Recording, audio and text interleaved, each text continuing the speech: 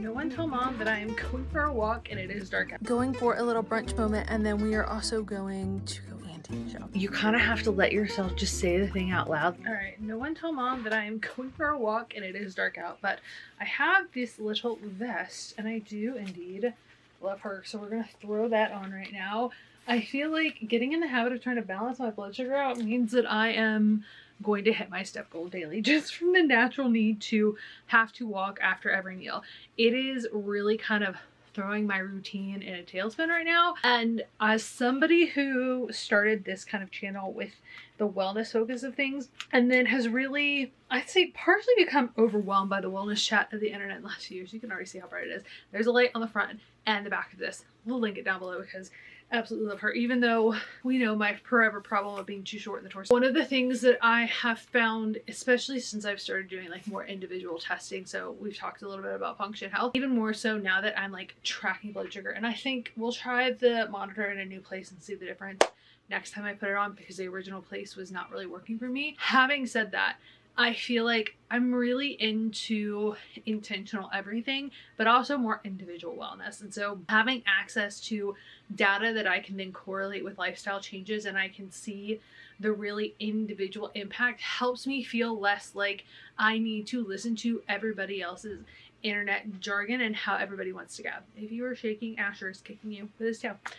So that has been one of the big blessings of kind of doing individual testing and also kind of wearing this is I got so burnt out on just hearing all the things that everybody had to say and started to feel like there was just a pattern of everybody was always going to have an opinion about that. And I am very much somebody who wants to empower myself with the knowledge, but also the responsibility of taking charge of that. And so as much as I will continue to build out like my wellness team to help me with that, it feels even more important for me to take individual responsibility. And I find that that just has a bigger impact. It just does something for me that even having worked with the professionals, I felt like they sometimes weren't listening to me, or I was getting really generic answers, or it felt like I didn't have enough of an accountability in it or enough of an emotional like investment where I could see kind of the immediate impact in order to feel like, okay, I'm willing to kind of assess this day by day in a way where like an Oura ring gives you the knowledge so you can kind of see what's happening day by day to make changes with that.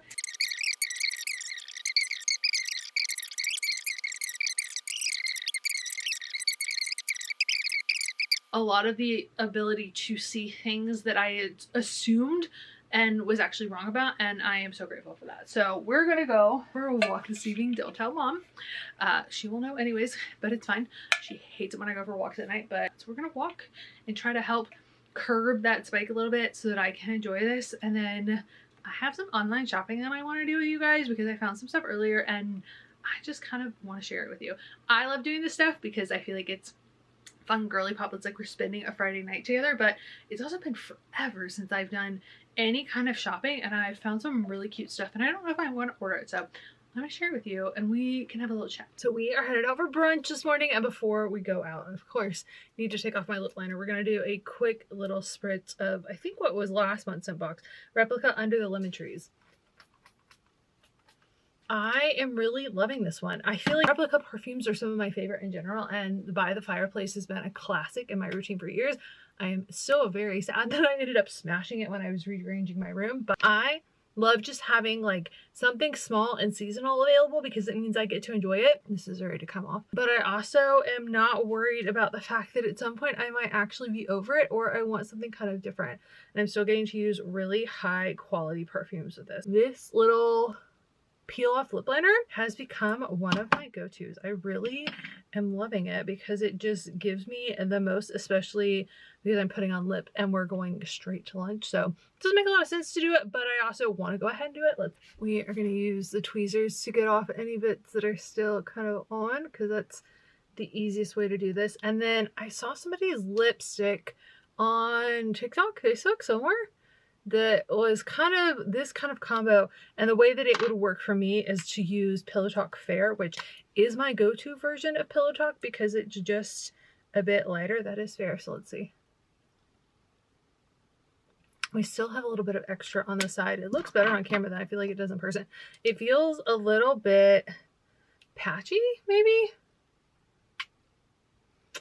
I mean, I can live with her. It's not the best, it's not the worst, but I feel like you get the dimensions with it. You know what? We're not actually getting it. All right, anyways, lips are dimensional and sorted, and we kind of love her. Sometimes I will top it with a slight little bit of gloss, but maybe we'll just take this with me and see what we want to do with it. Let me show you the shoes and the bag for today, and hopefully we will be on time and not late to meet Lauren. I am going Tiny Fendi today, and she is so fun. This outfit is actually quite affordable.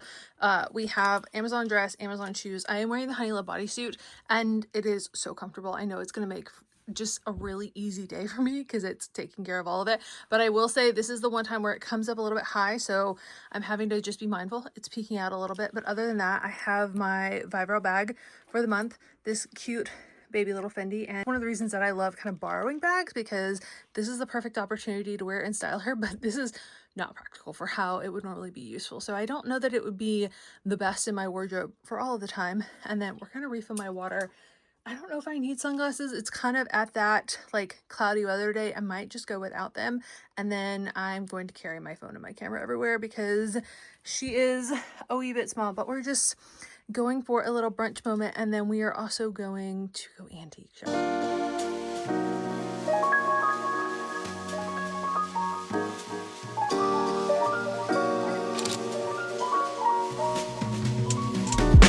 Hi guys.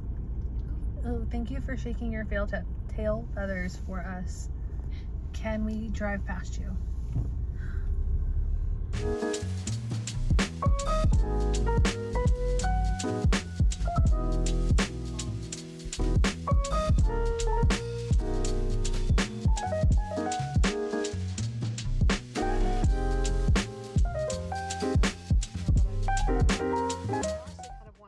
I said this last week, but you could very much get lost in here for hours, but you also need to come here like twice in order to feel almost chill about it, because the first time it's a little overstimulated, but then you discover like random corners, really pretty niche pieces, and there's a whole wall of records that I think I need to look through now. Short book haul. I got the third book that I didn't get last week because I kind of felt like it was lonely. So Vonda can have volume 3 now, but what I also got, and I don't know if I'm going to give it to her or give it to mom or keep it for myself, is it's the colonial and federal state styles, but it shows you it in place, so you can see like all of the furniture that was also in the room with it. So I just feel like that's so interesting, especially like some of these where you don't realize just how ornate the wallpaper was, and this was $3. So, but like, look at some of that, like just how tiny the curtains were back then. I am in the chandeliers, so obsessed. So I'm editing this vlog right now, and what I realized that I didn't tell you guys is that we ended up looking through that entire book on Saturday night. Bond and I just sat behind everybody while they were watching baseball, looking through it, and the entire inside was pretty much perfect. The only thing kind of tattered was the outside, so if you just took the cover off, it was phenomenal. There were some photos in there that you cannot find online for some of these houses. They're actually historic houses that have gone through so many different things. Different like houses that have been completely moved from locations. There was a tour of the inside of parts of the White House. There was just so much in this book that I casually grabbed and was like, oh, it'll be interesting. We spent hours, like an hour and a half, just looking at every single thing in that book, reading all about it, learning about different things that I didn't even know existed, certain antiques when they had been invented. It's just, that is currently my favorite thing, because I obviously am not in a place to really want to buy more furniture. And I will say, little vases, little trinkets, the jewelry is heavier on my list to buy right now, but books like that just have so much history in them, and they're so perfect and fun, and they have things that like you can't find anywhere else right now. Those are the niche grabs that make it so worth going. If nothing else, it's like wandering everybody's museum for several hours. And we did learn about the Antique Trail, the Florida Antique Trail, if you guys want to check it out below. If you're also in, I think, Tennessee, maybe Alabama, there were a few other states that they had like brochures for their specific states antique trail. And I know that this is probably the bigger antique store locally for us because it has the most vendors. I'll show you guys the other two that are close to us because the new one just opened. And then I'm sure mom and I are going to start exploring some of the other ones on the antique trail. But it's just a fun way to get out of the house, especially if you just don't really either, you're not in the mood to buy anything, you don't want to have to deal with more stuff in your house, you just want to be curious and interested in things that have been created over time, or even just seeing like the different decades of stuff that have been created. It's really interesting to go into a place like this one where there are so many different stalls, but you can tell like each specific stall has maybe a specific item that there's a lot more of. So there was definitely an entire Christmas stall, which was my favorite corner to find. But some man had way too many books on Hitler. There was a whole section on poodles. Like, some people have really kind of specific niches. And then, of course, that was the entire record selection. And you'll find lots of different little record selections within the store. I got record searching fatigue at some point. But it's so fascinating. It's such a fun way to see things. But I feel like I didn't appreciate it until more recently, and Lauren and I were talking about it, and I mentioned it earlier, is especially a place like that, you have to kind of go once and get your bearings and just anticipate that at some point you're going to like mentally tap out because you're mentally trying to catalog everything and see everything. And then the next time you can kind of go in and assess a little bit better and get to know it a little bit better. But already in the 2 weekends that we've gone, I found such fun little treasures in there, of course from the same vendor every single time. And those little books have been my favorite thing to find because I wouldn't discover them anywhere else. And that one book was just so worth every single dollar. It would probably be worth a lot more to somebody else if you could find it and kind of have that. So 10 out of 10 recommend. If I can link any of the books that I found, maybe other used bookstores, I will put them in the description box below for anybody else who wants to check them out. So Asher and I are having our Sunday morning cuddle in bed. And I am catching up on vlogs that I normally watch on a Sunday. But while I'm doing that, I'm going to go through my phone and find all the photos for my joy journal this month. This is part of the reason.